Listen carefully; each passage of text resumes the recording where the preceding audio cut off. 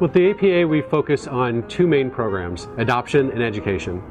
We think we have a very stellar adoption program where we really look for the details of each of the individual adopters and try to match them very well with the pets that we have in our shelter.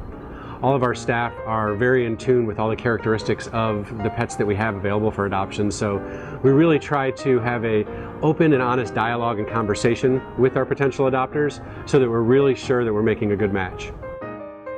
Our pets are friendly, healthy, happy, ready to go home and play ball, ready to go home and sleep right at your feet. So if we could get people to come down to the shelters, we know they would find the pet of their dreams. But that's our biggest challenge. We have a lot more animals coming in than we do going out, and the general population just doesn't think to come to a shelter first. So the biggest thing we're trying to do at the APA is change that perception and get people down into our building. I think one of the most rewarding things is watching the pets go home to new families. It's exciting because sometimes we don't only place the young kittens and puppies up for adoption, but we do get the middle-aged and senior pets, and those are so much more difficult to place, but it's so rewarding when families come in and decide that they do want an adult.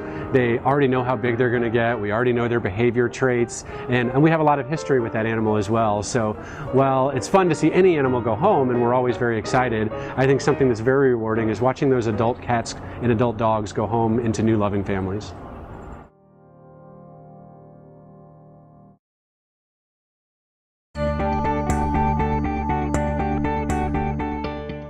The mission of the Angel Band Project is to promote healing and cultivate empathy for survivors of sexual violence through music.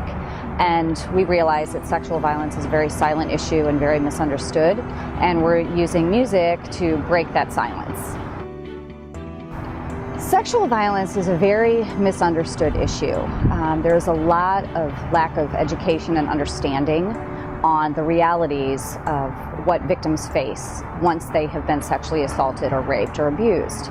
So our mission is to help create a culture that understands this, because it goes from the bottom up. It goes from the lack of understanding with children all the way through adulthood, and then to our public leaders are even not aware of the realities and the effects, the long-term effects that sexual violence has on its victims. So it is definitely something that the more we talk about it, the more we sing about it, the more we create this noise about it, that we hope to break that silence and to create a more empathetic culture. Nobody really wants to talk about it. We always brush it under the rug, and music has that way of opening doors, unlike traditional pleas for help and educational goals. So we find that music has that ability to change minds and hearts and get people talking about it.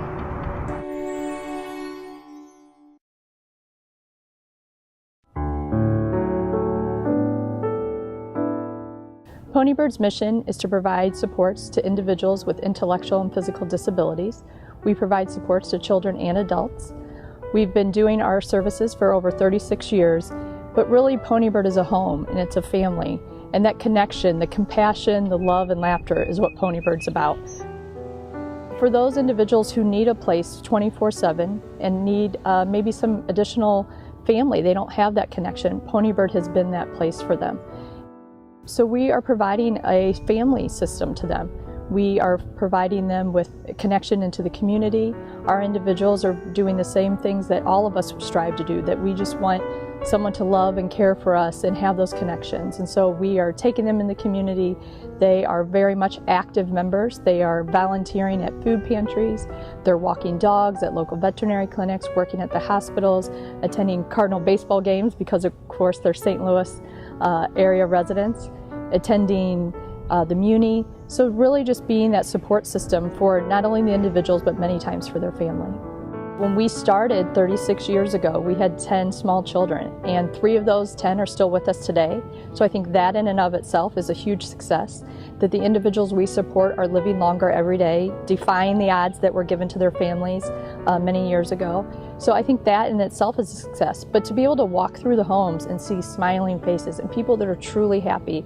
When we're in the community, sometimes people will ask us about, gosh, that's such a hard job. And it really isn't, because these individuals give you so much more that what we work to give them, they are giving us in return tenfold.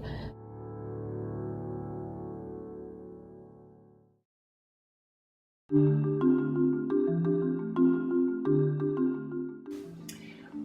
work exclusively with isolated immigrants and refugees that cannot go to class, a formal class, in order to learn English.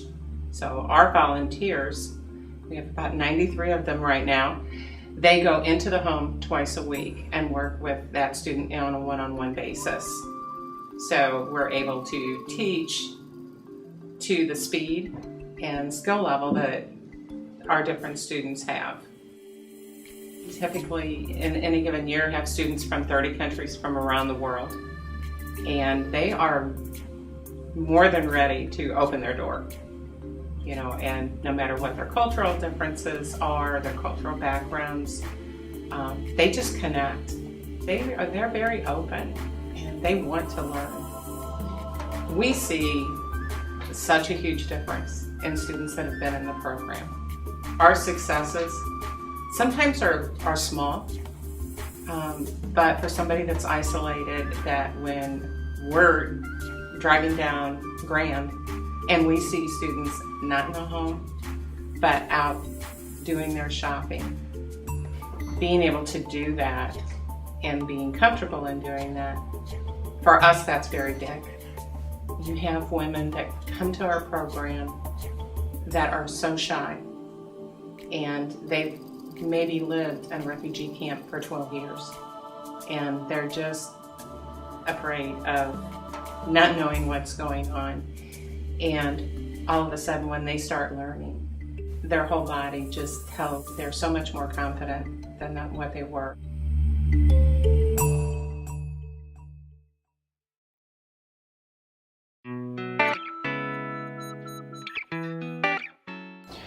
We're helping young mothers overcome the cycle of poverty and homelessness.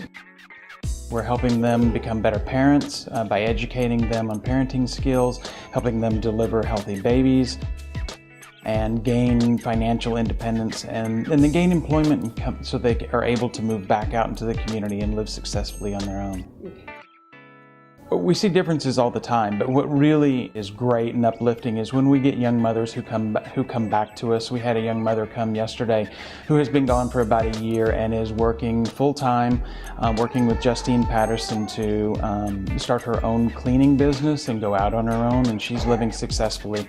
So seeing the success and the parenting skills that she brings and the desire to stay gainfully employed back out in the community is wonderful for us.